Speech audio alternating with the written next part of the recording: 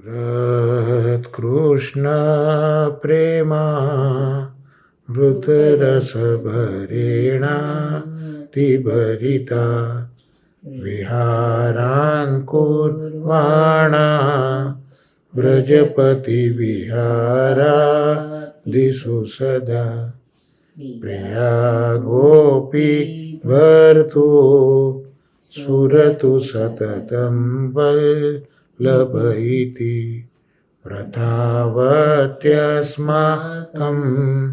हृदि सुभगमूर्ति सकरुणा श्रीमद्वृन्दावनेन्दु प्रकटित रसिकानन्द सन्दोहरूप स्फूर्जद्रासादि लीलामृत जलधिभराक्रान्त सर्वोऽपि शश्वत् तस्यैवात्मानुभाव प्रकटन हृदयस्याज्ञया प्रादुरासीत् भूमौ यः सन्मनुष्य कृतिरतिकरुण सम्प्रपद्ये हुताशं प्राकृतधर्मानाश्रय प्राकृतनिखिल धर्मरूपमिति निगमप्रतिपाद्यं यत्तत्शुद्धं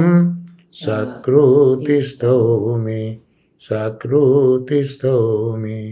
સાકૃતિસ્થૌમિ. શ્રી મહાપ્રભુજીની કૃપાથી અને દાદાજીના આશીર્વાદથી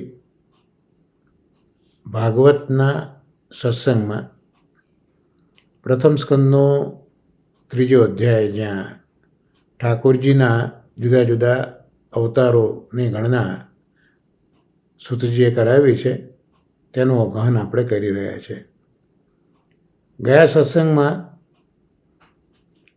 આપણે 6થા અવતારથી લઈને 10મા અવતાર સુધીનું અવગાહન કર્યું હતું. એમાં પૂજ્ય દાદાજીએ જે તત્વસુધા લખી છે તે પણ આપણે જોઈ હતી. હવે આજે એ જ અવતારોનું પુનઃ રિકેપ કરી લઈએ પૂજ્ય શાસ્ત્રીજીના રસાસ્વાદના માધ્યમથી. તો 6થો જે અવતાર થયો એ ભગવાન દત્તાત્રેયજીનો થયો. અનસુયા દ્વારા પ્રાદુર્ભૂત થયા. અલર્ક રાજા અને પ્રહલાદ વગેરેને યોગ પુરસ્સરનું આત્મજ્ઞાન આપ્યું. સન્નિષ્ઠાવાળાને જ્ઞાન દેવું, કોઈની અદેખાઈ ન કરવી, ચિત્તને ગમે ત્યાં ભટકવા ન દેવું, આહાર વિહારમાં યોગ્ય અયોગ્યતાનું ધ્યાન રાખવું, નિયમિત રહેવું, ગુણગ્રાહી થવું, એ આ દત્તાત્રેયજીનો અવતાર આપણને શીખવે છે. 7મો અવતાર સુયજ્ઞ નારાયણ ભગવાનનો છે. યજ્ઞો તો બ્રાહ્મણ કરે અને ફળ એનું ક્ષત્રિયને મળે. તો દીકરા રુચિ ઋષિને પણ દાદા મનુએ સ્વીકાર્યા. પ્રથમ મન્વંતરમાં રક્ષા કરી, રાજ્ય કર્યું. પોતાની પાસેની સારી વસ્તુઓને સૌના કલ્યાણ માટે અર્પણ કરવી, તે યજ્ઞો સમાજના શીલ, શાંતિ અને સુખની સુરક્ષા માટે જરૂરી છે. આ સંદેશ સુયજ્ઞ અવતારનો છે. 8મો અવતાર ભગવાન ઋષભદેવજી જ્યારે દેશકાલ સ્વસ્થ હોય ત્યારે બધા જ આશ્રમ ધર્મો થાય. આ વિષ્ણુનો ગુણાવતાર છે. એમાં ધૈર્યનું દર્શન છે. તેમની પરમહંસ દશા છે. જેમાં પાખંડનો અભાવ છે અને સર્વને તે આદરણીય છે. વ્યર્થ વિલાસોનો ધૈર્યપૂર્વક ત્યાગ કરી નિસંગ થવું, આવું ઋષભદેવજી આપણને શીખવે છે. 9મા અવતારમાં ઋષિઓએ પ્રાર્થના કરી છે ત્યારે ભગવાન પૃથુ રૂપે પ્રાદુર્ભૂત થયા છે. આ આવેશી છે, ભગવાનનો આવેશ છે. પૃથ્વી ગાયરૂપ છે, તેનું દોહન એ અવતાર કાર્ય છે.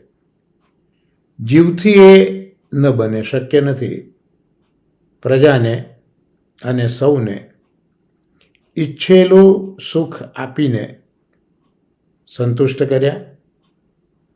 પરોપકાર પરાયણ થવું, સતત ઉદ્યમશીલ રહેવું, પોતાના વખાણની અપેક્ષા ન રાખવી, નિરાશ પણ ન થવું, આ પૃથુરાજા શીખવે છે. અને હવે જે અવતારો છે એ વૈશ્યાવતાર છે. એટલે વૈશ્ય સ્વરૂપથી અવતારો લીધા એની વાત કરે છે. તો વૈશ્ય શું કરે એ શાસ્ત્રીજીએ બતાવ્યું છે કે વંચનેન કાર્યસિદ્ધિ વૈશ્યતા, છેતરીને કાર્ય કરી લેવું એ વૈશ્યપણું છે. ભગવાન તરીકે ઓળખાય નહીં, એથી છેતરે અને પોતાનું કાર્ય કરે, તેથી વૈશ્ય. ચાક્ષુષ મન્વંતરની સમાપ્તિ સમયે મત્સ્યનારાયણ સ્વરૂપથી ભગવાને વૈવસ્વત મનુને સપ્તર્ષિઓ સાથે પૃથ્વીરૂપ નાવમાં બિરાજાવીને રક્ષા કરી. આ સમયે થયેલો પ્રલય માયિક નથી. ગયા સત્સંગમાં આપણે વિગતવાર જોયું હતું. ચાક્ષુષ મન્વંતર પણ ક્યારેક 14મો હોય છે. તેથી પ્રલય અંતે સંભવે છે. ભગવાને મનુને જ્ઞાન પણ આપ્યું. દેવરૂપ હોવાથી પૃથ્વી નૌકાનું સ્વરૂપ લઈ શકે. ભક્ત પરિપાલન એ આ અવતાર ધર્મ છે. જીવનમાં પ્રયત્નપૂર્વક સત્ય, વ્રત, ભક્તિ, જ્ઞાન વગેરેની રક્ષા કરવી, સદાચાર પરાયણ રહેવું, એવું આ અવતાર શીખવે છે. તો આ 6 થી 10 અવતાર સુધીનું આપણે પુનઃ રિવિઝન કર્યું શાસ્ત્રીજીના આશીર્વાદથી. અને હવે આપણા ક્રમ પ્રમાણે આવશે 16મો શ્લોક, પ્રથમ સ્કંદ 3જો અધ્યાય અને 16મો શ્લોક. સુરાસુરાણામુદધિમ મત્નતામ મંદરાચલમ દધ્રે કમઠરૂપેણ પૃષ્ઠ એકાદશે વિભુઃ. અન્વયાર્થ આપણે જોઈએ. એકાદશે એટલે 11મા અવતારમાં. સુરાસુરાણા મુદધિમ સંધિ છૂટી પડશે. સુરાસુરાણામ ઉદધિમ. ઉદધિમ એટલે સમુદ્રને. મથનતામ મંથન કરતા. સુર અસુરાણામ દેવો અને અસુરોના. વિભુઃ સમર્થ પ્રભુએ. કમઠ રૂપેણ કચ્છપ રૂપ વડે. પૃષ્ઠે પોતાની પીઠ ઉપર. મંદરાચલમ મંદર અચલમ મંદરાચળને મંદરાચળ પર્વતને દધ્રે ધારણ કર્યો. એનો અનુવાદ જોઈએ. જ્યારે દેવો અને દાનવો સમુદ્ર મંથન કરી રહ્યા હતા ત્યારે સર્વ સમર્થ પ્રભુએ 11મા અવતારમાં કુર્મ સ્વરૂપે પોતાની પીઠ ઉપર મંદરાચળને ધારણ કર્યો. દાદાજી તત્વસુધામાં સમજાવે છે કે કુર્મ એની ખૂબી શું? તો કુર્મ એટલે સ્થિત પ્રજ્ઞતા, સ્થિત પ્રજ્ઞા. કુર્મ એટલે દૃઢતા. કુર્મ એટલે સિદ્ધાંત નિષ્ઠા. આ કુર્મ અવતારની ખૂબીઓ આટલી: સ્થિત પ્રજ્ઞા, દૃઢતા, સિદ્ધાંત નિષ્ઠા. અને અમૃત જેને તેને ન મળે. અમૃત તો જે મેધાવી છે, સ્થિર બુદ્ધિવાળા છે, પ્રખર બુદ્ધિવાળા છે, દેવી બુદ્ધિવાળા છે, એને અમૃત મળે. અને એવો જે મેધાવી હોય, એવી મેધાવાળો જે હોય, એ હંમેશા સિદ્ધાંતશાળી હોય, દ્રઢ નિર્ણયવાળો હોય અને દ્રઢ મનોબળવાળો હોય. તો આવા બનીએ તો જ આપણને અમૃત મળે. પ્રલોભનો તો સિદ્ધાંતને શિથિલ કરવા માટે આવે છે. એ વખતે જે પેલી સ્થિત પ્રજ્ઞા છે, સ્થિર પ્રજ્ઞા, એ આવેલા પ્રલોભનોથી આપણને બચાવે છે, અટકાવે છે. અહીંયા વિભુ શબ્દ જે વાપર્યો, તો વિભુ એટલે જે સર્વ સામર્થ્યયુક્ત છે એનું નામ વિભુ કહેવાય. હવે કુર્મની બીજી એક વિશિષ્ટતા બતાવી કે કુર્મનું પૂજન એ કરવાથી શાસ્ત્રો કહે છે કે લક્ષ્મીજીની પ્રાપ્તિ થાય. ઘણાને ત્યાં આજે પણ કુર્મ જોવા મળતા હોય છે ઘરની અંદર. તો કુર્મ પૂજનથી લક્ષ્મીજી મળે છે, આવું લખે છે. અને પ્રજ્ઞા, સ્થિત પ્રજ્ઞા, એનાથી એ આવેલી સંપત્તિ વધે છે. એટલે પિંગલ નામના મુનિએ એક સૂચન કર્યું: ધીહિ શ્રીહિ હ્રીહિ. અર્થાત પ્રથમ ધી એટલે કે પ્રથમ ધી આવે, ત્યાર પછી શ્રી આવે, અને પછી રી એટલે લજ્જા આવે. આમ પહેલાં બુદ્ધિ આવે, સદબુદ્ધિ આવે, પછી શ્રી એટલે લક્ષ્મી આવે, અને એ પછી રી એટલે લજ્જાથી એ બુદ્ધિ અને સંપત્તિ આપણી ટકી રહે. અહીંયા એટલા માટે દાદાજી અહીંયા સમજાવે છે કે સુરો, દેવતાઓ, એમનામાં લજ્જા હતી, એટલે એમની પાસે લક્ષ્મી અને અમૃત બંને ટક્યા. કારણ કે સમુદ્ર મંથન થયું એ વખતે લક્ષ્મી પણ પ્રગટ થયા, અમૃત પણ પ્રગટ થયું. તો એ જે દેવો છે એમનામાં લજ્જા છે, બંને ટક્યા.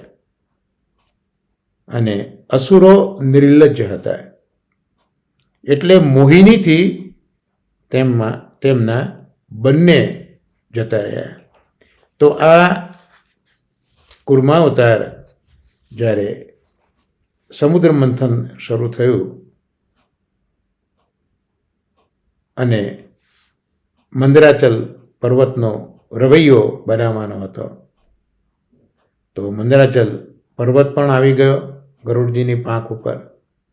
પણ જાને અને વસુકી નાગનું નેત્રું બનાવ્યું અને ખેંચવાનું શરૂ કર્યું, પણ સમુદ્રમાં પર્વત ડૂબવા લાગ્યો. એટલે નીચે રવૈયો જોઈએ.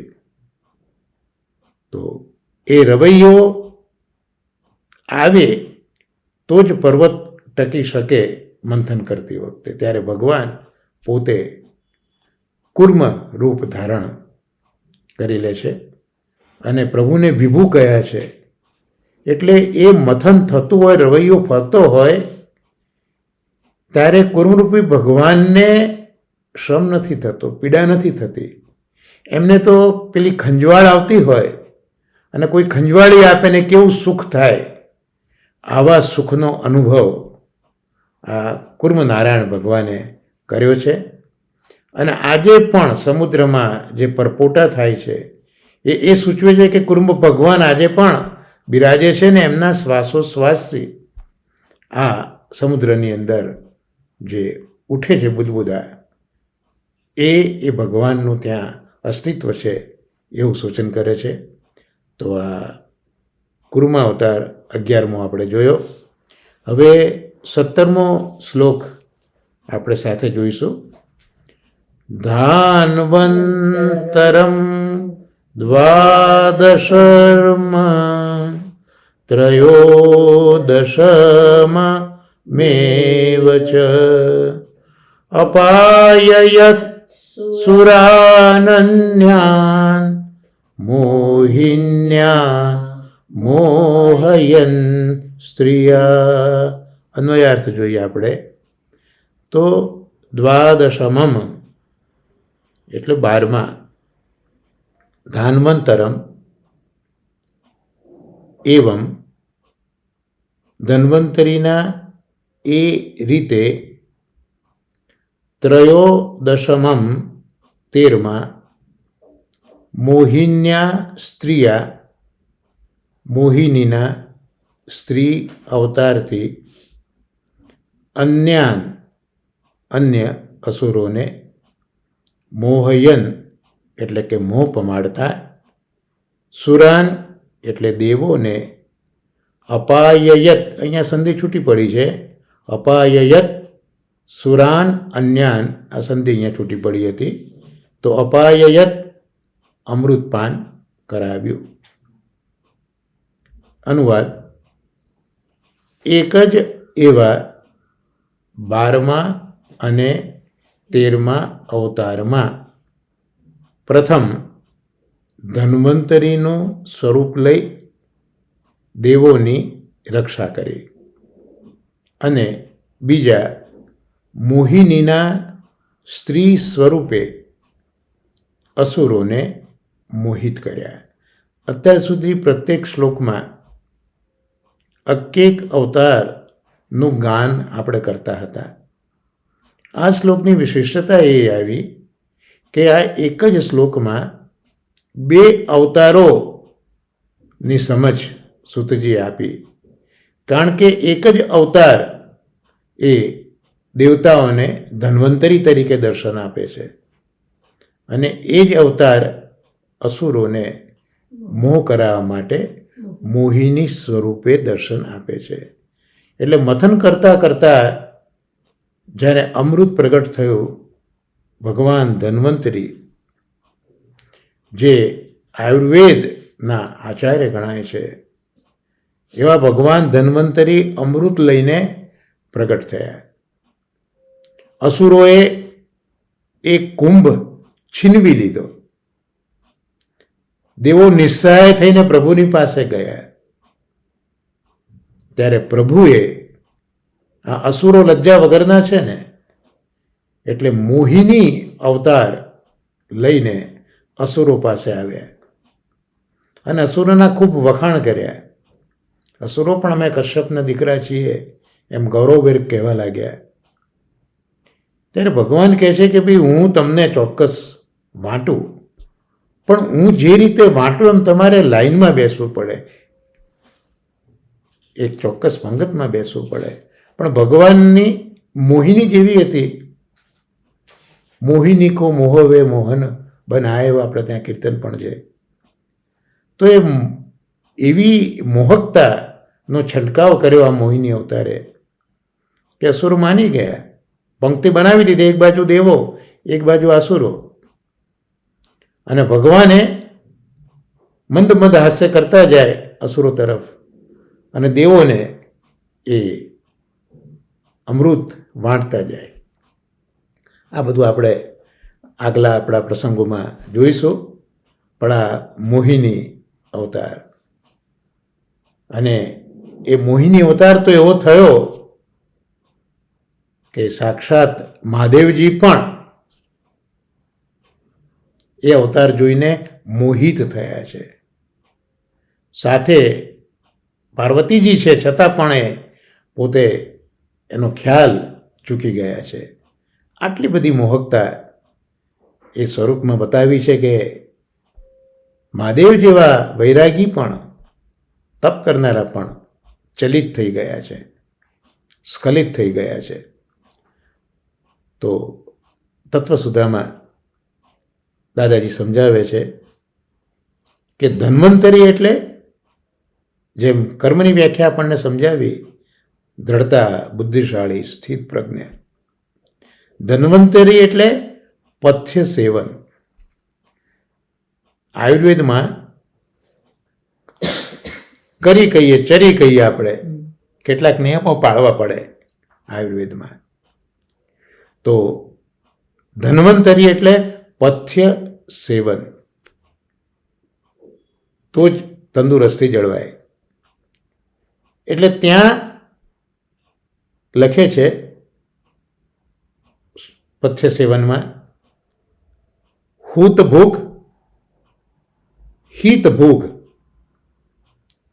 મિત ભૂખ, રિપુહુ, યમસ્ય, વૈદ્યસ્ય ચ. એટલે અગ્નિમાં હોમ કરવો, હુત ભૂખ, હોમ કરવો. હિત ભૂખ એટલે પ્રત્યેક પ્રાણીના જે વૈશ્વાનર બિરાજે છે, એટલે પ્રત્યેક પ્રાણીના વૈશ્વાનરમાં વૈશ્વદેવથી હોમ કરવો અને બીજાના હક્કો પૂરી અને જે બચત હોય એમાંથી વાપરે તેનું નામ હુત ભૂખ. પ્રત્યેક પ્રકારે પથ્યનો વિચાર કરવાનો અને વિચાર કરીને પેટને આપે તે, અને જે હવિષ્યાન્ન એટલે અગ્નિમાં વપરાતું અન્ન, નિવેદિતાને નિવેદિત કરેલું અન્ન, પવિત્ર અન્ન, એના જે ભોજન કરે છે તેનું નામ હિત ભૂગ કહેવાય. તો આપણે હુત ભૂગનો અર્થ પણ જોયો, હિત ભૂગનો પણ અર્થ આપણે અહીંયા જોયો. અને માપસર, સમયસર, પ્રવાહી અને પોષણ દ્રવ્યવાળા ભોજન કરે તે, અને 2 ભાગનું અન્ન હોય, 1 ભાગનું પ્રવાહી હોય, અને ચતુર્થ ભાગ પવન માટે રાખે, એનું નામ મિત ભૂગ. તો આ ધન્વંતરીના જે સિદ્ધાંતો છે સેવન કરવાના, પોતાના સ્વાસ્થ્યને ટકાવી રાખવામાં, એમાં આ હુત ભૂગ, હિત ભૂગ, મિત ભૂગ, આ 3 વસ્તુઓ ખૂબ સુંદર રીતે દાદાજી આપણને સમજાવી. ટૂંકમાં આપણે હંમેશા માપસર, સમયસર લેવું જોઈએ. આપણા ભોજનમાં પ્રવાહી અને પોષણ દ્રવ્ય હોય, અને આપણે પ્રભુને ધરેલી પ્રસાદી હોય તે આપણે લઈએ, એવું અહીંયા દાદાજી આપણને સમજાવવા માગે છે. એટલે ધન્વંતરી આપણને આ સમજાવે છે. અને મોહિની જે છે એમાં એક તો આપણે આસક્ત થવું ના જોઈએ, અને આત્મતૃપ્તિ આપણે કેળવવી જોઈએ. આત્મવશ્યતા, આત્માને વશ કરવો જોઈએ. એટલે એક જ અવતારમાં 2 કાર્યો આપણે જોયા. અહીંયા અવતાર કાર્ય આપણે ગયા સત્સંગમાં જોયું હતું. તો જે કુંભ છે એ કુંભ પ્રગટ કરીને આવ્યા અમૃતનો, આ ધન્વંતરીજીનું અવતાર કાર્ય. અને મોહિનીજી દેવોને અમૃત વાંટે છે, દાનવોને નથી વાંટતા. આ મોહિનીજીનું અવતાર કાર્ય થયું. તો અહીંયા આ એક જ સાથે 2 અવતાર 17માં શ્લોકમાં આપણે જોયા. હવે 18મો શ્લોક આપણે જોઈશું. એટલે 12મો અને 13મો અવતાર અહીંયા આપણે જોયો. 12મો અવતાર ધન્વંતરીનો અને 13મો અવતાર મોહિનીનો. હવે 18મો અવતાર આપણે જોઈએ. 18મો શ્લોક આપણે જોઈએ. ચતુર્દશમ નારસિંહમ બિભ્રદ્વૈતેન્દ્ર મૂર્જિતમ દદાર કરજૈર્વક્ષસ યેરકામ કટકુદ્યથા. અન્વયાર જોઈએ. ચતુર્દશમ એટલે 14મા, નારસિંહમ નરસિંહ અવતારને, બિભ્રત ધારણ કરનારા, યથા એટલે જેમ, એરકામ એટલે એક ઘાસ, પાન નામનું એક ઘાસ, કટકૃત સાદડી બનાવનારો, ઉર્જિતમ બલવાન, દૈત્યેન્દ્રમ દૈત્યેન્દ્રને એટલે કે દૈત્યોમાં જે ઇન્દ્ર રાજા છે તે, તો એ કોણ? હિરણ્યકશિપુ. તો અહીંયા દૈત્યેન્દ્ર શબ્દ હિરણ્યકશિપુ માટે વાપર્યો છે. વક્ષસી છાતીમાં, કરજૈહી નખોથી, કરજ કરમાંથી જે જન્મે છે એટલે નખ આંગળીમાંથી નીકળે છે ને, એટલે એને કરજૈહી કહ્યું. એટલે નખો માટે અહીંયા કરજઈ શબ્દ વાપર્યો. કર્મમાંથી આંગળીમાંથી જેનો જન્મ થાય છે, કરજૈહી. દદાર ચીરી નાખ્યો. અનુવાદ તો અહીંયા 14મો અવતાર નૃસિંહ અવતાર છે. એને ભગવાને ધારણ કરી અને શું કર્યું? તો અતિ બલિષ્ઠ બની ગયેલો જે હિરણ્યકશ્યપ હતો દૈત્યેન્દ્ર, એને છાતીમાં નખોથી ચીરી નાખ્યો. પણ કઈ રીતે ચીરી નાખ્યો? ખૂબ સુંદર સરખામણી કરી છે. તો કોઈક સાદડી બનાવનારો હોય તો એ આ જે એરકા, જેનું એક નામ છે કારુક પાન, તો એવું એક ઘાસ આવે. જો આ એરકા ઘાસ બહુ તીક્ષ્ણ હોય. આપણે આગળ જોઈશું કે જ્યારે યાદવો પ્રભાસ પરસ્પર લડીને કપાઈ મુવા, ત્યારે પહેલાં તો જેટલા હથિયારો હતા એ બધા હથિયારોનો ઉપયોગ કરી લીધો. એ પૂરા થયા એટલે હાથોથી પણ લડ્યા, અને છેવટે કંઈ ના આવ્યું ત્યારે સમુદ્ર કિનારે આ એરકા ઘાસ થયેલું હતું. એટલે જે પેલું મૂષળ હતું, જે ઋષિઓ તપ કરતા હતા પિંડ તારકમાં, ત્યાં ઋષિઓને મસ્કરી કરવા માટે આ બધા યાદવોના છોકરાઓ ગયા હતા અને પૂછ્યું હતું આ સામને કે આને શું અવતરશે, પેટ મોટું કરીને ગયા હતા. ઋષિઓ સમજી ગયા કે તમારા કુળનો નાશ કરનારનો જન્મ થશે મુસળનો. અને ખરેખર એવું બન્યું. પણ કૃષ્ણની ઈચ્છા જ યાદવનો સંહાર કરવાની છે. એટલે આ લોકોને કૃષ્ણને હવે આ શું કરવું મુસળનું એ પૂછવાનો વિચાર જ ન આવ્યો.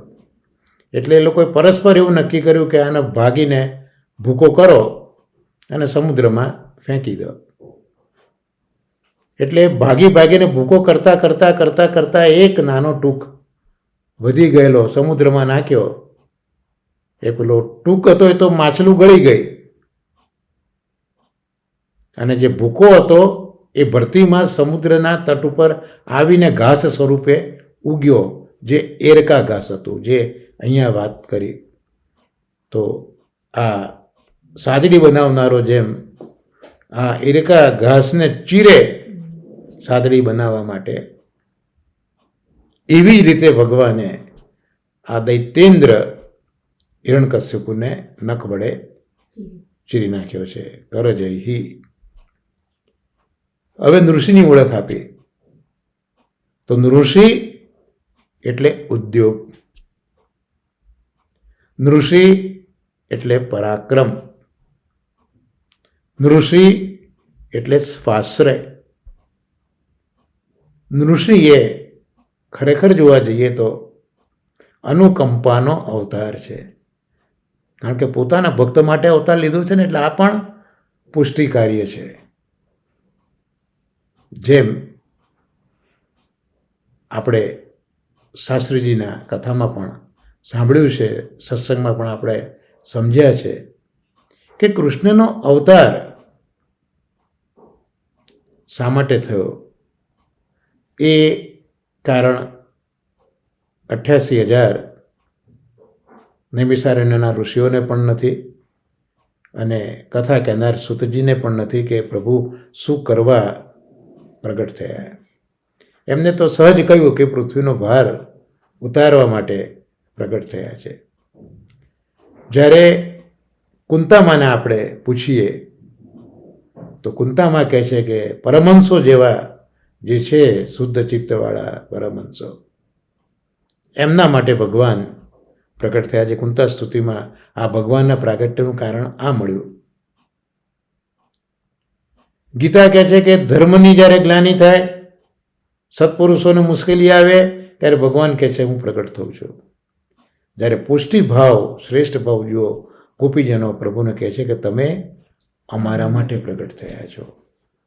તો ખરેખર ભગવાન ભક્ત માટે જ અવતાર લે છે. એટલે અહીંયા જે અવતાર થયો છે નૃષિ અવતાર, એ પોતાના ભક્ત પ્રહલાદ માટે થયો છે. અને કેટલી સુંદર કથા છે.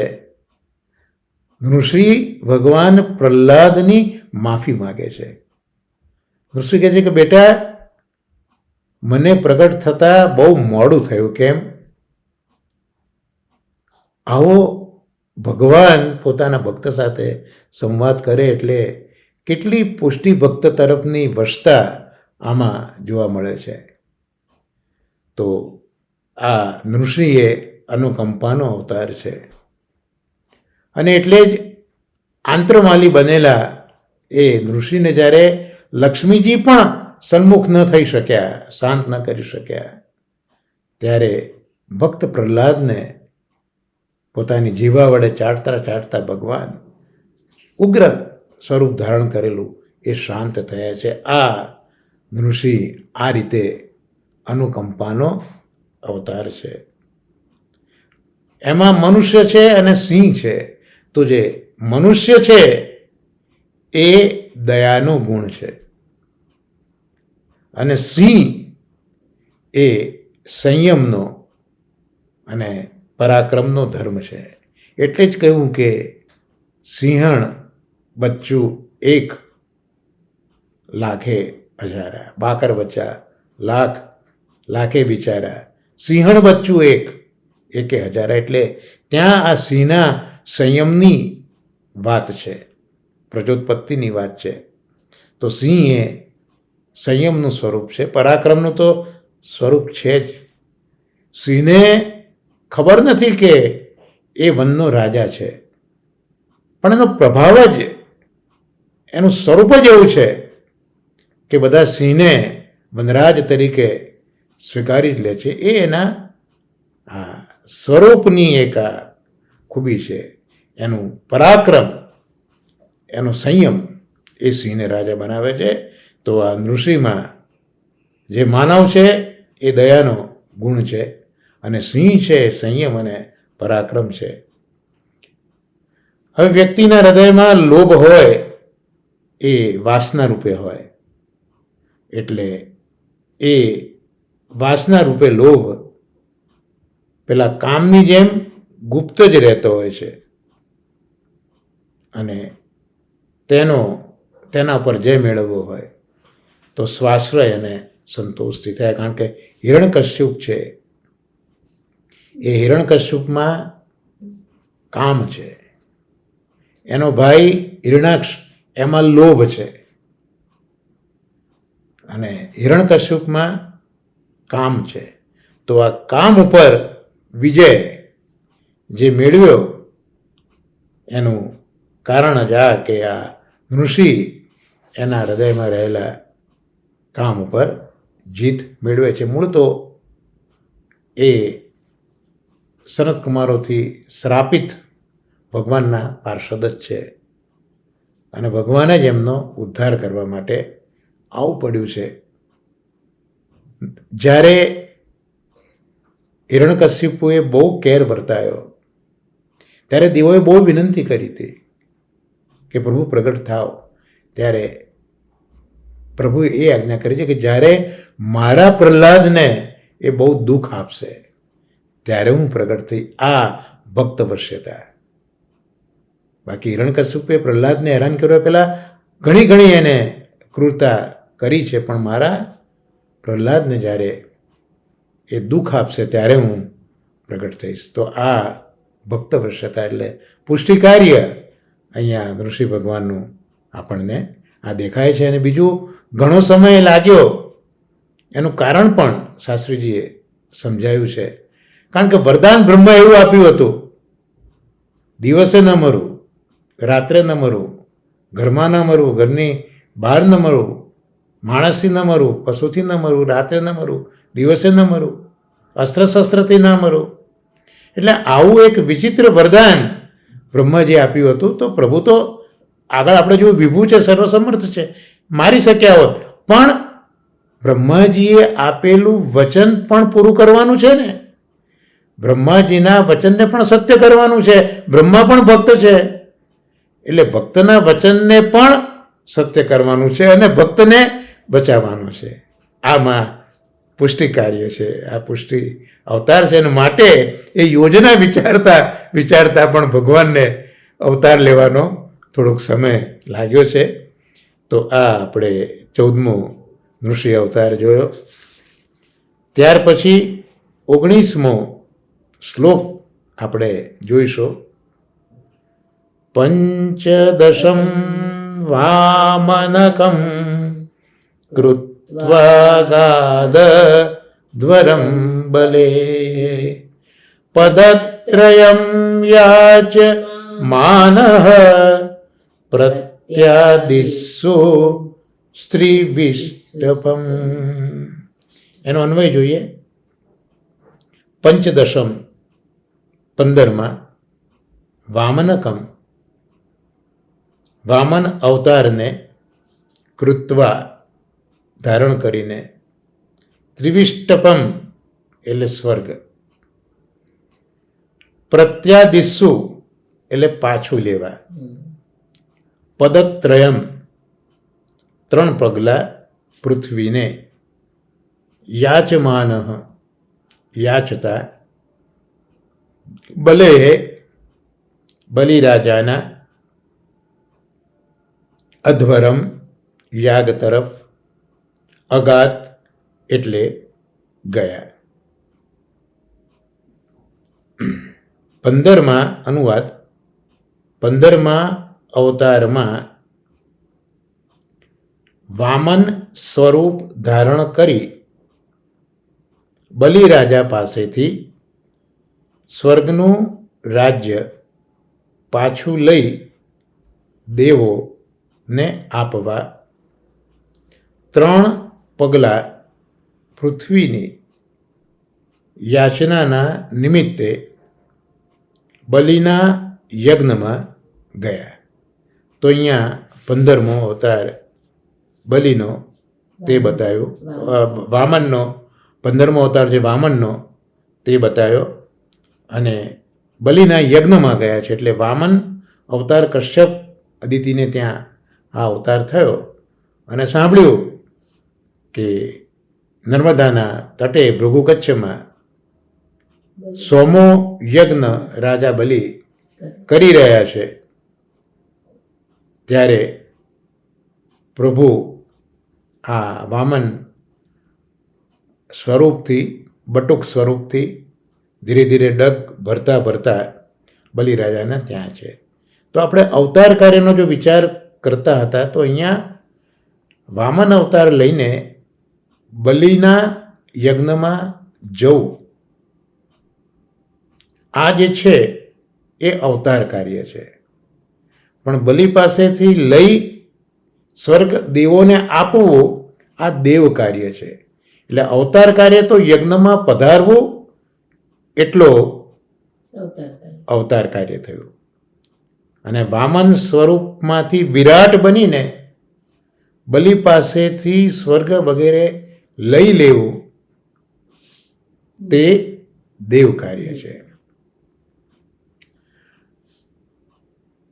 વામન ભગવાનનું પ્રાગટ્ય થયું એ પહેલાં આ બલિએ દેવોને ભગાડી મૂક્યા હતા. અને માએ વિનંતી પણ કરી હતી કે મારા દીકરાઓની રક્ષા કરો. આગળ જેવું વિભુ છે, સર્વસમર્થ છે, છતાંય પ્રભુ ત્યાં માને કહે છે કે અત્યારના જે સમય છે એ સમય અસુરોને મદદરૂપ થનારો છે.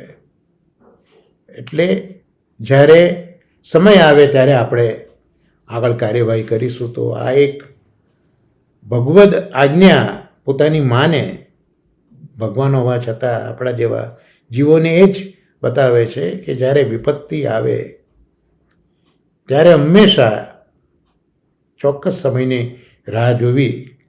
કારણ કે જેમ એ વિપત્તિ આવી છે એમ એનો જવાનો પણ સમય નક્કી હોય. યોગ્ય સમયે આપણે યોગ્ય પગલાં લઈએ તો સફળતા મળે, પણ સમય યોગ્ય ના હોય ને આપણે કંઈ કાર્યવાહી કરીએ તો નિષ્ફળ પણ જવાય. આ ભગવાન વામનના આ ચરિત્રમાંથી એ પણ જોવા મળે છે. તો વામનનું હવે સ્વરૂપ સમજાવ્યું. જેમ દરેકે દરેક અવતારના સ્વરૂપ સમજાય એમ વામન એટલે સમર્પણ, વામન એટલે સંતોષ, અને વામન એટલે વિનમ્રતા. વાહ! કારણ કે સંતોષ એટલા માટે કે બલિરાજાએ આ વામનને કહ્યું કે બટુક કંઈક માગો તમે. મારે તો 3 પગલાં જમીન જોઈએ છે. બલિએ ઘણું કહ્યું કે તમે ગામ માગી લો, કન્યા માગી લો, ઘણું ઘણું આપવા તૈયાર બલિ છે, પણ ના, મારે તો માત્ર 3 પગલાં જમીન જ જોઈએ છે. આ સંતોષ છે. વિનમ્રતા તો પ્રભુ માગવા ગયા છે. તો બલિની પાસે જઈને બલિના પૂર્વજોની ગુણગાથા ભગવાન ગાય છે. બલિના પિતા પ્રહલાદના પિતા વિરોચન, આ બધા કેટલા સુંદર ઉમદા કાર્યો કર્યા છે. વિરોચને તો પોતાનું શરીર પણ આપી દીધું પેલા પક્ષીને બચાવવા માટે. તો આ બધા પોતાના જે પૂર્વજો છે એ પૂર્વજોના ગુણાનુવાદ, જેમ પેલા એક ચારણ હોય અને સારા સારા ગુણાનુવાદ કરે પૂર્વજોના, એમ ભગવાને અહીંયા બલિને ત્યાં વખાણ બધા કર્યા છે. વિનમ્રતા બતાવી છે અને સમર્પણ તો ત્યાં છે જ બલિનું. નવધા ભક્તિના સૂચક 9 ભક્તિ અવતારો નૃષિથી આરંભીને વર્ણવ્યા છે. દાદાજી આ પણ સમજાવે છે કે હવે ભક્તિના અવતારો શરૂ થયા. પહેલાં વૈશ્ય અવતારો હતા. વૈશ્ય અવતારોમાં બી પાછા નવધા ભક્તિ, એ 9 ભક્તિના અવતારો પણ, એટલે હવે જે નૃષિથી શરૂ થશે ત્યાં ક્રમશઃ નવધા ભક્તિના અવતારો બતાવ્યા છે. એમાં નૃષિ જે છે એ નૃષિ એ મૂળ રૂપે અવતાર ત્યાં દાદાજી સમજાવે છે. વામન પછી પરશુરામ આવશે, પરશુરામ પછી વ્યાસ આવશે. એ બધા વિપ્ર સ્વરૂપના અવતારો જોઈશું. જ્યારે રામકૃષ્ણ બલરામ એ ક્ષત્રિય રૂપે અવતાર આપણે જોઈશું આગળ. અને બુદ્ધ એ તો વૈશ્ય ધર્મ છે, વૈશ્ય ધર્મે છે. અને કલ્કી એ પાછા મૂળ રૂપે અવતરશે. તો અહીંયા 15મો અવતાર વામન સ્વરૂપનો છે. સુંદર વર્ણન ભાગવતમાં શાસ્ત્રીજી સમજાવે છે કે જ્યારે પધારી રહ્યા છે ત્યારે ડગલે ડગલે પૃથ્વી ડોલી રહી છે, પૃથ્વી નમી રહી છે. એટલે સવાલ એવા આવે કે વામન સ્વરૂપ છે ને પૃથ્વી નમે કઈ રીતે? ભારેમાં ભારે કોઈ વસ્તુ હોય તો એનાથી બહુ બહુ તો ખાડો પડે, પણ પૃથ્વી નમે કઈ રીતે? પણ આ અવતાર પ્રભુના સ્વરૂપને સમજવું બહુ અઘરું છે. એટલે જ્યારે એ પધારી રહ્યા હતા ત્યારે ત્યાં યજ્ઞ કરતા બ્રાહ્મણોને પહેલાં તો એવું જ લાગ્યું કે આ કંઈક અગ્નિ આવી રહ્યો છે. પછી જેમ નજીક આવ્યા ત્યારે માનવ આકૃતિમાં કોઈક મહાન ઋષિ લાગે છે અને નજીક આવ્યા ત્યારે આ વામન ભગવાનને ઓળખ્યા. આમ પ્રભુનું સ્વરૂપ પણ જ્યાં સુધી પ્રભુ સમજાવે નહીં ત્યાં સુધી આ અવતાર અને અવતાર કાર્ય આપણે સમજી શકતા નથી. અને અહીંયા એક સરસ શબ્દ વાપર્યો, પ્રત્યાદિસુહુ. એટલે ભગવાન કેમ આવ્યા છે? તો ભગવાને અહીંયા બલિ પાસે છે તે માગ્યું નથી, પણ ભગવાને આપેલું છે અને ભગવાને પાછું લીધું, માટે અહીંયા પ્રત્યાદિસુહુ એવો શબ્દ સુતજીએ કહ્યો છે. બહુ સુંદર મહાપ્રભુજી સમજાવે છે આ બધું તો આપણને કે પ્રત્યાદિસુ એટલે શું કહેવા માગે છે.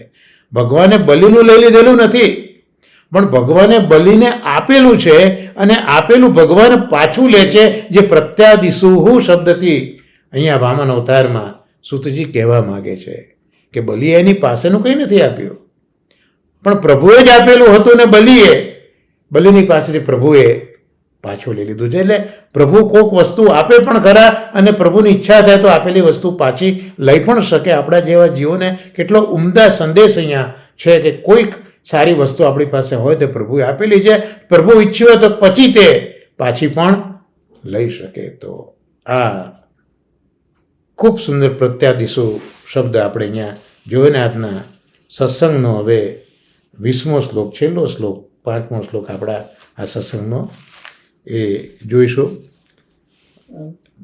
તત્વસુધામાં દાદાજીએ વામન શબ્દને વધારે સુંદર સમજાયો કે વામનકમ તોનો એક અર્થો થાય મનોહર. આમે સ્ત્રીઓ માટે વામા શબ્દ વપરાય છે. જે મનોહર હોય ને, સ્ત્રીઓ મનોહર હોય તો વામા શબ્દ આપણે વાપરીએ છીએ. તો અહીંયા વામનકમ તો મનોહર એવો અર્થ થાય. અને જે સ્વભાવથી અતિ અલ્પ હોય પણ એમાં પણ અનલ્પ જોઈએ એનું નામ વામન. કારણ કે ખૂબ બધું આપવા બલિ તૈયાર છે પણ 3 જ પગલાં જોઈએ છે, તો અતિ અલ્પ છે આમ તો 3 પગલાં, પણ એમાં અનલ્પ એટલે તમે ગણી ન શકો એટલું બધું જુએ એ પણ વામન. અને એવાને જ આનંદ મળે. આ પણ આપણે શીખવા જેવું છે અવતારમાં કે અતિ અલ્પ હોય એમાં આપણે અનલ્પ જોઈએ તો આપણને આનંદ મળે. એટલે સ્વલ્પ માન પાન અને ખાન એમાં પણ જે અનલ્પ સંતોષમાં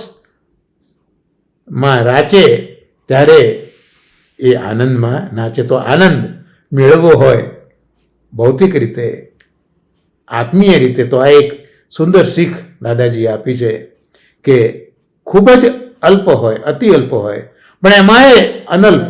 એટલે ચાહે એ અલ્પમાન હોય, ચાહે અલ્પપાન હોય કે ચાહે એ અલ્પ ખાન હોય, પણ એની અંદર પણ અનલ્પ માનીને આપણે સંતોષી થઈએ. એટલે જ આપણે ત્યાં કહ્યું કે સંતોષી નર સદા સુખી. ત્યાર પછી પદત્રયમ કહ્યું. તો 3 પગલામાં 3 વસ્તુ ભગવાનના આત્મનિવેદિત ભક્તની પાસેથી ભગવાન ચાહે છે. ભગવાન ઈચ્છે છે તો આ લોક, આ પરલોક અને સેવા યોગ્ય શરીર, આ 3 તો મને સમર્પિત કરી દે. આ લોક માટે પ્રયત્ન ન કર. આપણે શિક્ષાપત્રમાં પણ આગળ જોયું જ કે લોકલાજ તું છોડી દે. એ જ સૌથી મોટો દુસ્સંગ છે. તો આ લોક, પછીનો લોક અને સેવા યોગ્ય શરીર, આ બધાનું સમર્પણ પદત્રયમમાં આવો સુંદર અર્થ દાદાજી આપણને સમજાવે છે કે આપણા માટે 3 પગલાં કયા. અને યાચ માન એ આત્મને પદ અહીંયા વાપર્યું, માગ્યું. પોતાના આનંદ માટે માગે છે. એટલે અહીંયા આજે યાચ માન સંસ્કૃતમાં આ બધા ધાતુ પાઠો હોય છે, પણ અહીંયા જે યાચ માન માગ્યું, પોતાના આનંદ માટે માગ્યું. એટલે નિજજન પાસેથી લેવામાં અને તેવા એને આપવામાં આનંદ હોય છે. તો અહીંયા આત્માને પદ એટલા માટે વાપર્યું કે નિજજન પાસેથી લેવાનું છે અને નિજજનને આપવાનું છે, તો એમાં આનંદ હોય છે. એટલે ત્યાં વસ્તુનું મહત્વ નથી, પણ એ વ્યક્તિમાં મમત્વનો પૂર્ણ અનુભવ થાય છે. કારણ કે જે પોતાના હોય એની પાસેથી જ આપણે બધું માગી લઈએ અને એનો આનંદ છે. તો આમ આજે દાદાજી આપણને વામન અવતારમાં ખૂબ ખૂબ સુંદર વસ્તુ સમજાવી. વામનને પણ સમજાયા, પદત્રયમાં આપણી શું ફરજ છે એ પણ સમજાવી, અને ભગવાનનો આનંદ એ પોતાના માટે તો છે, એના કરતાં વિશેષ પોતાના વ્યક્તિઓ જે છે, પોતાના ગણેલા વ્યક્તિમાં જે મમત છે ભગવાનનું, એનો અનુભવ પણ આ રીતે પ્રભુ જ્યારે આપણી પાસે માગી લે ત્યારે આપણને જોવા મળે. તો આ સાથે આજનો આપણો શ્રીમદ ભાગવતનો જે સત્સંગ છે 5 શ્લોકોનો, એ દાદાજીના આશીર્વાદથી આપણે જોયો. અને હવે જે બાકીનો સમય છે એમાં આપણે પુરુષોત્તમ સહસ્રનામ સ્તોત્ર જોઈશું. ગયા સત્સંગમાં 25મો શ્લોક આપણે જોયો હતો અને 84 નામ સુધીનું અવગાન કર્યું હતું. 81 નામ પ્રથમ સ્કંદના આપણે આગળ જોયા છે અને 82 નામથી બીજો સ્કંદ 82મા નામથી શરૂ થયો, જે પૈકી 82, 83, 84 3 નામ આપણે જોયા. હવે 26મો શ્લોક આપણે જોઈએ. 26મો શ્લોક આ પ્રમાણે છે. આપ પણ સાથે બોલો. 121મું પેજ છે. અનેક માર્ગ કરતા ચ નાનાવિધ ગતિ પ્રદઃ પુરુષ સકલાધાર સત્વૈક નિલયાત્મભૂ. 85મું નામ અનેક માર્ગ કરતા. શ્રી રઘુનાથજી મહારાજ એના 2 અર્થ આપે છે. એક અર્થ અનેક માર્ગને રચનારા, અનેક માર્ગોને રચનારા, અને બીજો અર્થ આપ્યો અનેક એટલે કે એક સંખ્યા રહિત. એક, જ્યાં એક નથી એવું. આ અનેકનો આવો સુંદર અર્થ આચાર્યો કરે છે. અનેક, એક, જ્યાં એક છે જ નહીં, એટલે કે સંખ્યા રહિત, ઇન્ફિનિટ, જેને આપણે આલ્ફા કરીએ છીએ ને, ઇન્ફિનિટ. એને એવું તો કોણ છે? તો પોતે જ છે. તો પોતે જ પોતાના માર્ગને કરનારા. એટલે અનેક માર્ગો પણ રચે છે ભગવાન, અને પોતે જ પોતાના માર્ગને રચે છે. તો અનેક માર્ગો, તો કઈ રીતે અનેક માર્ગો? કર્મ છે, જ્ઞાન છે, ભક્તિ છે, સાંખ્ય છે, યોગ છે, ઉપાસના, અર્ચન, આવા તો અનેક માર્ગો જોવા મળે છે. સાંખ્ય પણ જોઈએ તો નિરીશ્વર સાંખ્ય અને શેશ્વર સાંખ્ય એવું જોવા મળે આપણને. કર્મ માર્ગમાં પણ પાછો સકામ કર્મ માર્ગ અને નિષ્કામ કર્મ માર્ગ. તો આવા તો અનેક માર્ગો પ્રભુ રચે છે. તો આ બધા જ માર્ગો પ્રભુએ જ બનાવ્યા છે. આપણને વિચાર આવે કે પ્રભુ આવું શા માટે કરે છે? તો એનું મૂળ કારણ તો એ જ છે કે પ્રભુએ જુદા જુદા જીવોને જુદા જુદા અધિકાર આપ્યા છે. જુદા જુદા જીવોનો ઉત્કર્ષ જુદી જુદી રીતે કરવાનું પ્રભુએ નક્કી કર્યું છે. એટલે જેનો જેવો અધિકાર એવો માર્ગ પ્રભુએ પ્રગટ કરાયો છે, અને પ્રગટ આચાર્યોએ કર્યો છે. અને એ આચાર્યો પણ ભગવાનના અંશથી જ બન્યા છે. આપણે ત્યાં આ વૈદિક પરંપરામાં શંકરાચાર્યજી છે, રામાનુજાચાર્ય, મધ્વાચાર્ય, નિંબકાચાર્ય, વલ્લભાચાર્ય, આ બધા ભગવાનના અંશ છે. નો ડાઉટ આપણા માટે તો આચાર્ય એ વસ્તુતઃ કૃષ્ણ છે, પણ આ બાકી જે આચાર્યો છે એ બધા ભગવાનના જુદા જુદા અંશમાંથી પ્રગટ થયા છે. અને એ આચાર્યોને માર્ગનું સ્થાપન કરવાનું સામર્થ્ય પણ ભગવાને જ આપ્યું છે. પ્રભુથી સૌ કંઈ થાય છે. એટલે જે વખતે જે માર્ગનું ચલન ભગવાને કરાવવું હતું યુગની જરૂરિયાત પ્રમાણે, એ યુગમાં રહેલા મનુષ્યોની જરૂરિયાત પ્રમાણે પ્રભુએ એ જુદા જુદા, શંકરાચાર્યજી જોઈએ તો માયાવાદનું સ્થાપન કર્યું. ભગવાન શંકર જ, મહાદેવ એ આદિ શંકરાચાર્ય રૂપે પ્રગટ થયા છે. અને ભગવાને જ આજ્ઞા કરી છે કે તમે જીવોને મોહ પમાડનારા શાસ્ત્રો રચો. સર્વનિર્ણય પ્રકરણ જે મહાપ્રભુજીએ લખ્યું છે નિબંધની અંદર તત્વાર્થ દીપમાં, પહેલું જ પ્રકરણ સર્વનિર્ણય છે, એને ગીતાર્થ પણ કહે છે.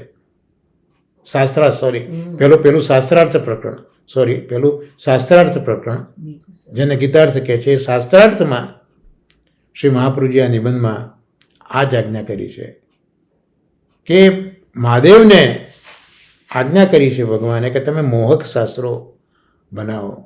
મહાદેવજીએ ના પણ પાડી છે કે પ્રભુ હું તો આપનો ભક્ત, અને જીવોને આપનાથી દૂર લઈ જાય એવા શાસ્ત્રો શા માટે મારે પ્રગટ કરવા? પ્રભુ કે અમારી આજ્ઞા છે. કારણ કે શંકરાચાર્યજી પ્રગટ થયા લગભગ ઈસવીસન 500માં.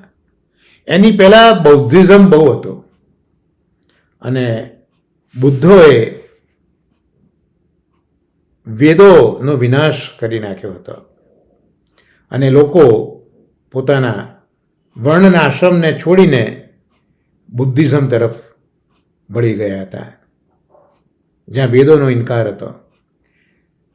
એટલે અનધિકારી જીવો પણ આ વૈદિક માર્ગમાં પ્રવેશી ગયા હતા, એટલે એમાંથી એમને દૂર કરવા હતા. પ્રભુએ કેટલાક જીવોને આ વેદનો અધિકાર નથી આપ્યો, તો એ કંઈક મોહથી જ એને દૂર કરી શકાય. એટલે મોહક શાસ્ત્રો કે ભાઈ આ બધું તો ભ્રાંતિ છે, સત્ય કશું છે જ નહીં, બધું મિથ્યા છે, આ રીતે બધાને આ પ્રકારથી દૂર કરવા માટે એ બુદ્ધિઝમ એટલે પ્રચ્છન્ન બૌદ્ધ મત એવું મહાનુભાવો પોતાની મીમાંસામાં લખે છે કે જે આ માયાવાદ છે પ્રચ્છન્ન બૌદ્ધ મત છે. એટલે એક રીતનો એ બૌદ્ધ મત જ હતો એવું એમનું કહેવું છે.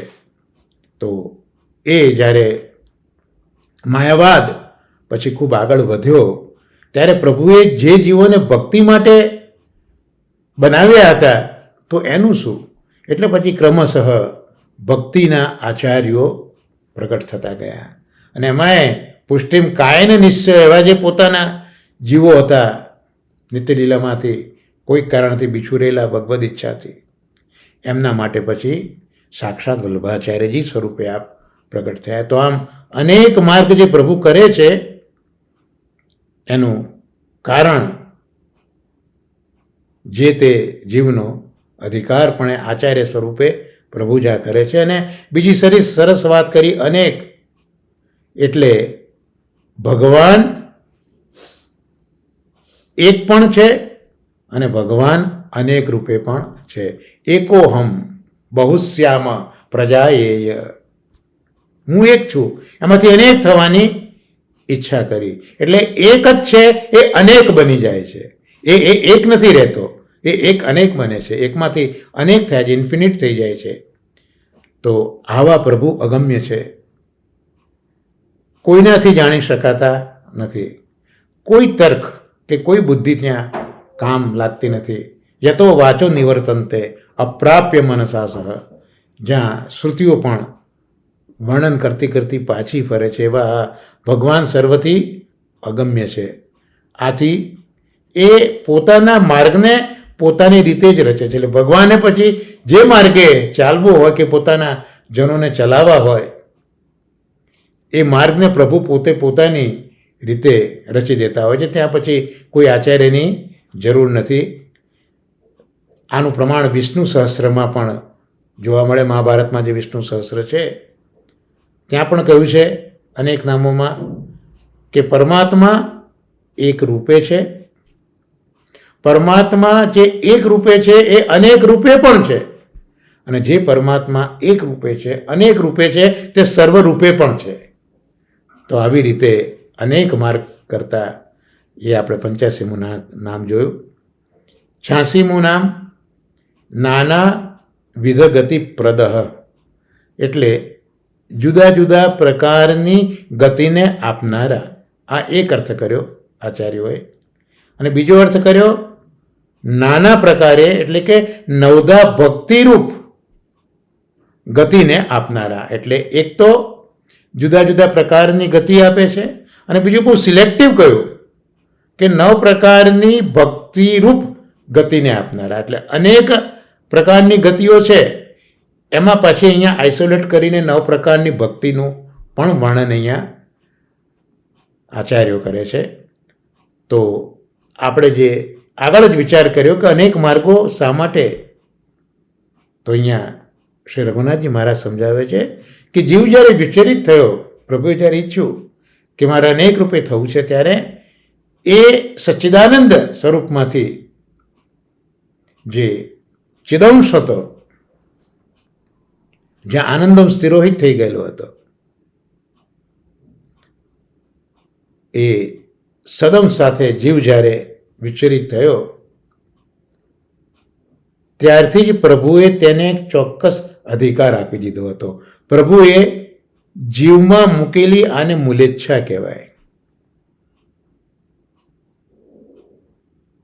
તો આ મૂલેચ્છાથી જીવ જે તે માર્ગે વળે છે. પ્રભુએ નક્કી કર્યું હોય કે આ જીવને આ સમયે આ પ્રકારે આ માર્ગ દ્વારા મારે એને ઉન્નત કરવો છે, કે મારે એને નીચે લાવવો છે. જે કંઈ પ્રભુએ નક્કી કર્યું હોય, તો એ પ્રભુએ જ્યારે જીવ વિચલિત થયો, છૂટો પડ્યો, એ જ વખતે પ્રભુએ કર્યું હતું કે આ જીવને મારે શું આપવું. આપણે જોઈએ મહાત્મા ગાંધીનું જીવન જોઈએ તો એમનો બાલ્યકાળ કેવો હતો.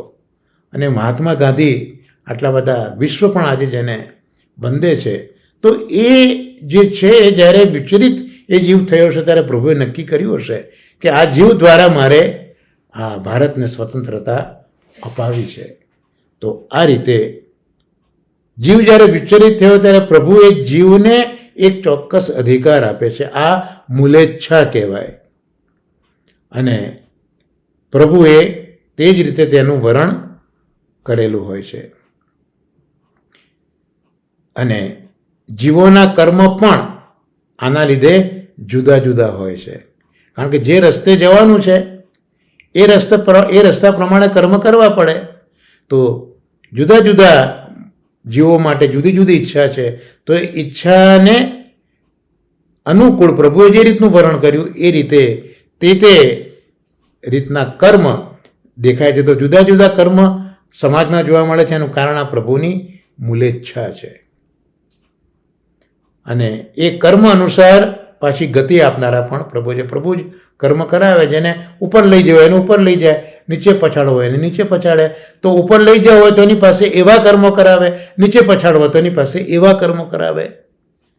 કોકને સ્વર્ગ આપે છે તો કોકને અપવર્ગ. અપવર્ગ એટલે મોક્ષ. અપવર્ગ એટલે મોક્ષ.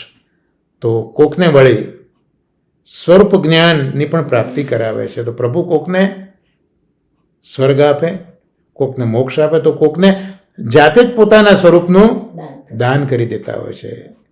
જેમ દત્તાત્રેયજીમાં છે ને, દત્ત પોતાના સ્વરૂપનું જ દાન કર્યું માટે દત્ત કહેવાયા.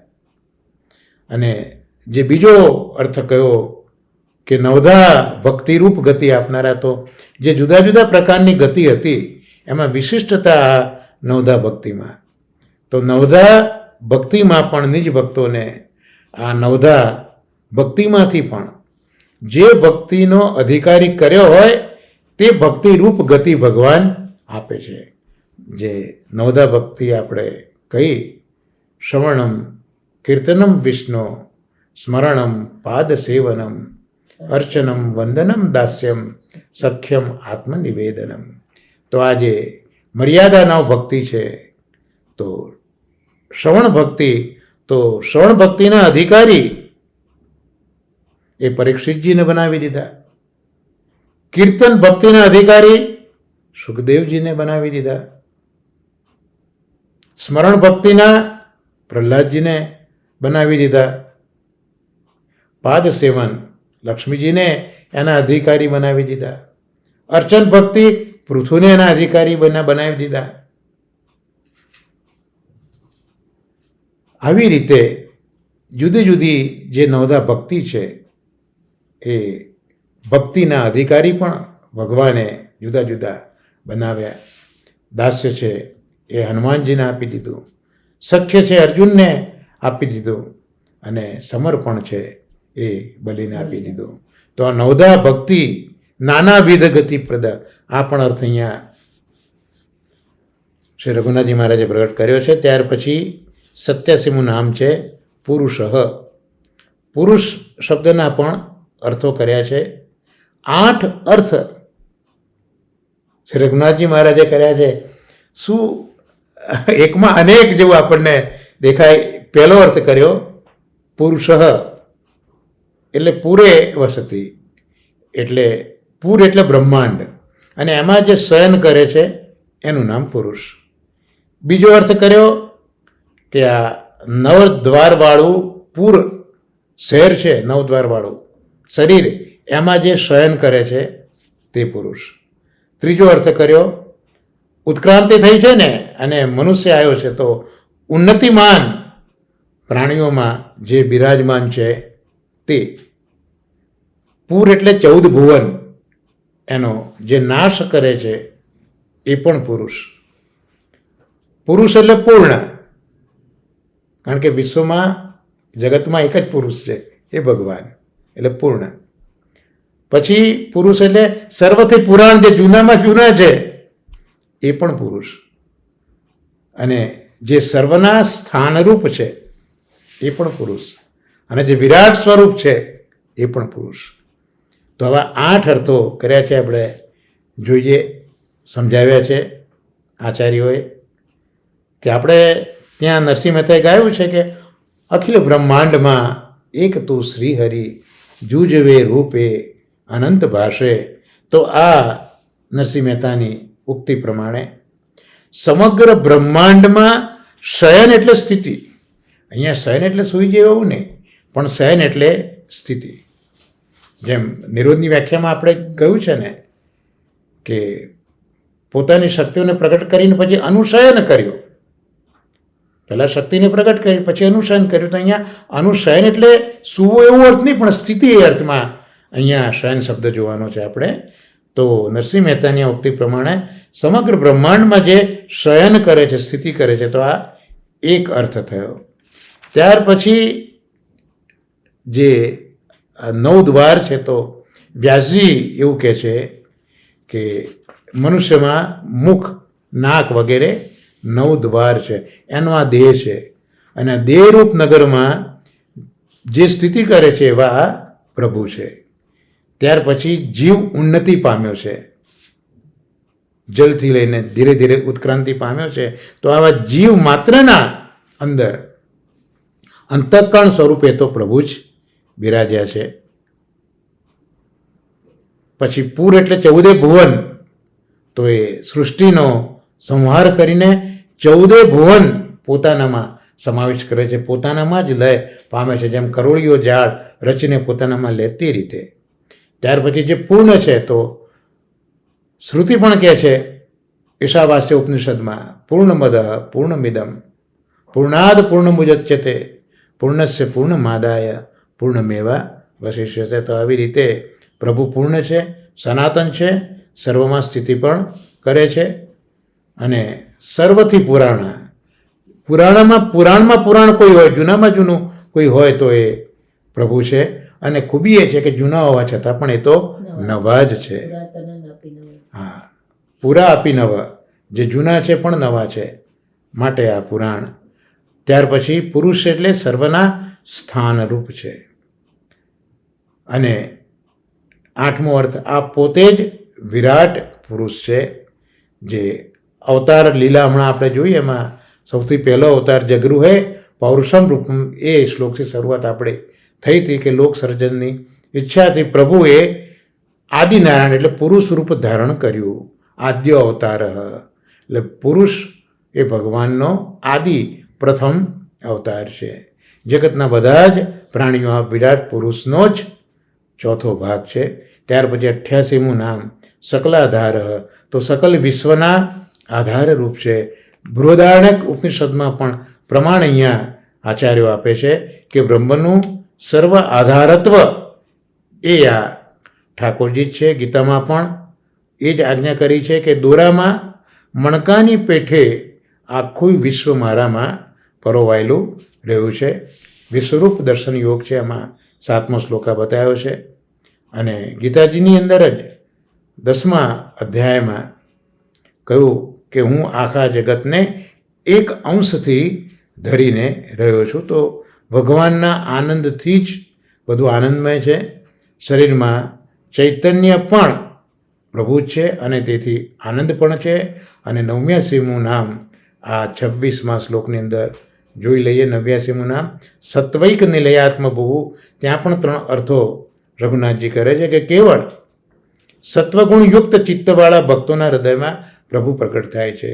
પ્રભુ દરેકના હૃદયમાં પ્રગટ નથી થતા, પણ જે સત્વગુણવાળું ચિત્ત છે એવા જ ભક્તના હૃદયમાં પ્રભુ પ્રગટ થાય છે.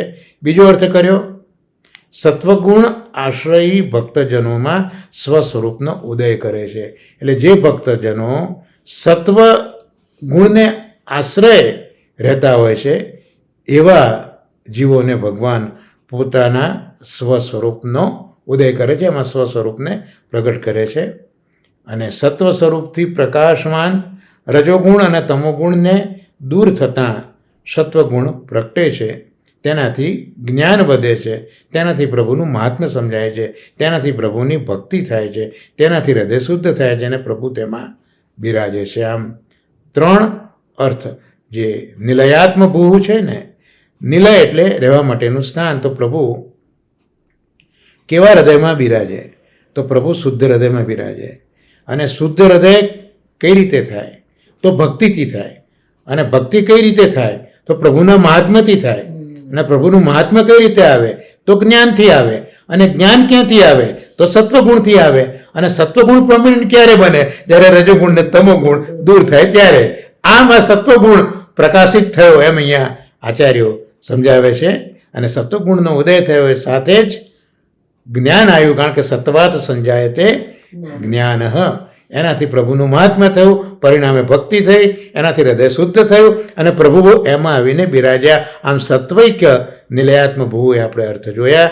એટલે જેના હૃદયમાં આસક્તિ છે ત્યાં પ્રભુનો આવેશ થતો નથી. આચાર્ય ચરણોએ પણ સંન્યાસ નિર્ણયમાં પણ કહ્યું છે અને ગ્રંથમાં કહ્યું છે કે વિષયાક્રાંત દેહાનામ ના આવેશ સર્વથા અરે. એટલે સત્વ ગુણ જ્યાં સુધી પ્રબળ નહીં હોય ત્યાં સુધી પ્રભુનો આવેશ નહીં થાય. એટલે શુદ્ધ અંતઃકરણને વસુદેવ પણ કહે છે. તો જેમાં વસે તે વાસુદેવ. એટલે શુદ્ધ અંતઃકરણ જ્યારે થાય ત્યારે વસુદેવ થાય. એટલે વસુદેવ માટે પણ શુદ્ધ અંતઃકરણનો શબ્દ પ્રયોગ જોવા આપણને મળે છે. સત્વાત્મક વસુદેવમાં પ્રભુનું પ્રાગટ્ય કેમ છે આપણે દસમ સ્કંદમાં જોયું છે. તો એને એવા વાસુદેવ ભગવાન છે. તો આ સાથે આજનો આપણો આ સત્સંગ છે એવા વાસુદેવ ભગવાનના ચરણકમલમાં નિવેદિત કરી આશ્રયનું પદગાન કરીએ આપણે સાથે. દ્રઢઈન ચરણન કેરો ભરોસો, દ્રઢઈન ચરણન કેરો શ્રી વલ્લભનખ ચંદ્ર છટાબિન સબ જુગમાં જ અંધેરો ભરોસો, દ્રઢઈન ચરણન કેરો સાધન और नहीं आ कली में जासु होत निवेरो सूर कहा कहे दुविधा धरो बिना मूल को चेरो भरोसो दृढ़ न चरणन। श्री गोवर्धन नाथ की जय। श्याम सुंदर श्री अमने महाराणी की जय। श्री आचार्य जी श्री महाप्रभु जी की जय। सर्वे वैष्णवों ने महाराने वरसाना।